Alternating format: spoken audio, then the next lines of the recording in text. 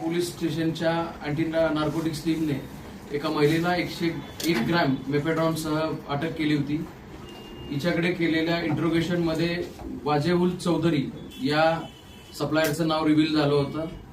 या गुन्ह्याच्या तपासामध्ये या सप्लायरला सुद्धा साकीनाक्याच्या टीमने अटक केली। त्याच्याकडे केलेल्या तपासामध्ये हा वाजेउल चौधरी गुजरात राज्यामध्ये जिथे मॅन्युफॅक्चरिंग युनिट चालवत होता तिथे साकीनाका पोलीस स्टेशनच्या टीमने रेड केली आणि या कारवाईमध्ये 20 किलो मेफेड्रॉन आणि इतर केमिकल्स तसेच मेफेड्रॉन बनवण्यासाठी लागणारे वेगवेगळे अपॅरेटस वेगवेगळ्या वस्तू या जप्त केलेल्या आहेत। या कारवाईमध्ये जप्त केलेल्या एकूण सीझरची किंमत ही 75 कोटी रुपये आहे।